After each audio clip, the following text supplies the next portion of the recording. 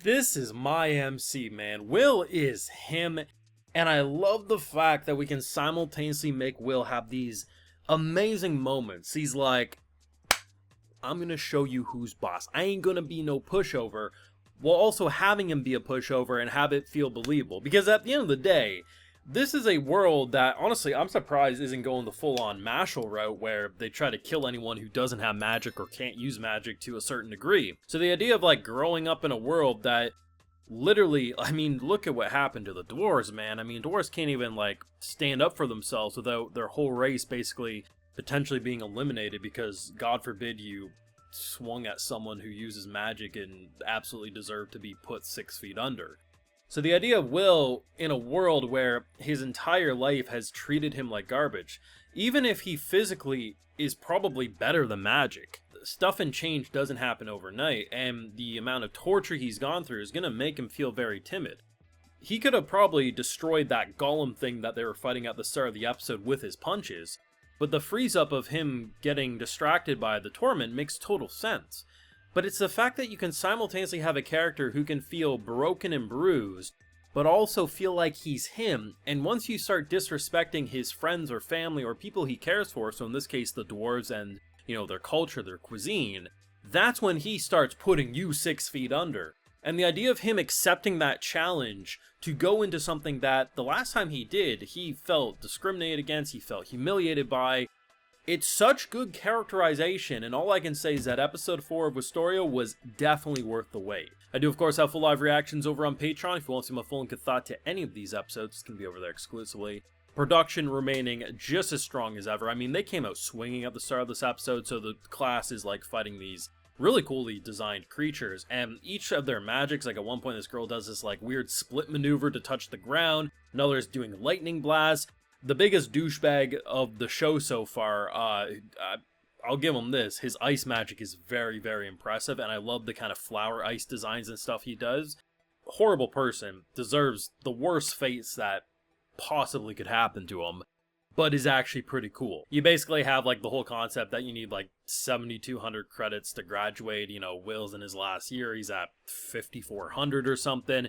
And obviously this numerical value kind of highlights your stature, your position in the school and what people can think of you. And of course a man who can't use his wand and also is close to flunking out, he's obviously not going to be treated too well. And they did a good job with this episode, really showing, you know, the idea of this world and the type of people we'll deal with.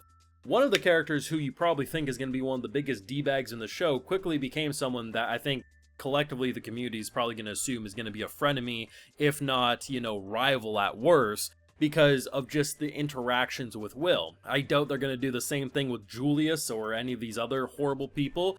So it's nice to have characters you can absolutely love to hate, but then also see the path for certain characters to overcome that toxicity, because very quickly they had a wake-up call. The scene in the bar, though, or the tavern I should say, which Will is a hard worker. He doesn't have scholarships, obviously, so he has to have his morning paper out, goes to school, goes spelunking in the caves, and then at night works at a tavern, which doesn't really pay the best, but as he says, he likes the people, he likes the culture, and I think very clearly he finds comfort probably in working with people who are also a little pushed away by the world of magic and the likes of that. But the idea that these three come in, and I'm just, the whole time I'm waiting for Will to just roll up his sleeves and take care of business.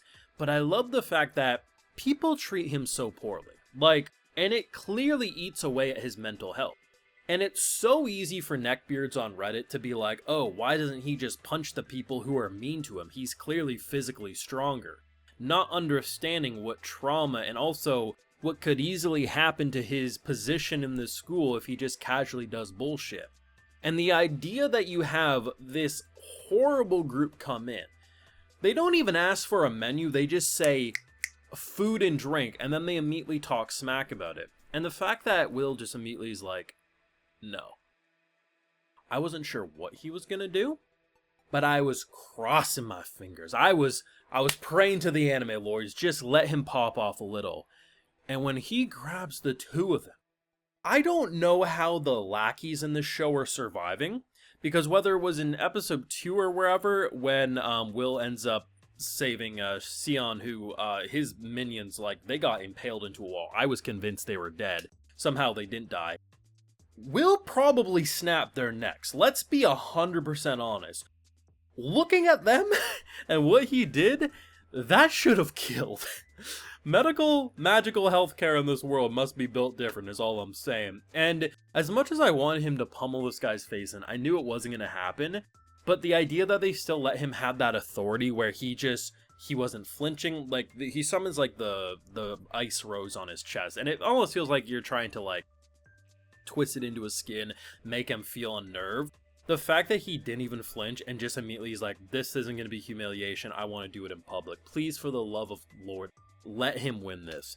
I don't know if he can because of, obviously, there's trauma. And I think the trauma is the only thing that's going to determine if he wins or not. Because a group of 1,000 people booing him, tormenting him, having him go through PTSD flashbacks of the last time could very well make him flinch and lose.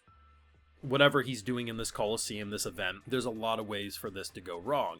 However, if he does manage, that's a very large crowd to be proven that muscle beats magic, and it's not going to go over well. People aren't going to be cheering for him, though he could very well be recruited to the tower officially if he secures that. But it's the idea that this is a world that very much hates people like him and puts magic as the top. And change, humanity doesn't like change. People in general don't like change. So going against the status quo, he's going to be considered a tyrant. And he's going to be treated like absolute filth underneath your shoe because of it. And he's been clearly treated like that his whole life. Great job with characterization, understanding Will's trauma, but also giving him that big dick energy move to make him stand on business. And this dude's awesome. I love this show. Easily one of the biggest surprises of the season, and anytime they make me wait for an episode, I will gladly do so, because so far the quality has remained consistent. Not just a couple of scenes that look beautifully produced, the whole damn episode does, and especially when the action starts popping off. Let me know what you thought of this week's episode of Wistoria. I definitely felt infuriated. I was pissed off by this man, but he's the type of villain, the type of antagonist you love to hate. And I doubt if they try to do a similar thing like they did with Sion, I would be able to ever assume he could be a rival, because this dude just is toxic beyond belief, but that's just me. Let me know what you're thinking, though, down below. Be sure to leave a like if you enjoyed, subscribe if you're new around here, of course, ring that bell. Like I mentioned, we do have those full live reactions over on Patreon, and hey, while you're over there, I'll also give you a video shout out. Alrighty, so today we have Natalia Scoville, Top Cell, Awampin, Victor is Perfect, John Phillip, Akani, and we also have Mayuro Mosset. So I appreciate the support, everyone. Please take care, and y'all have a good one.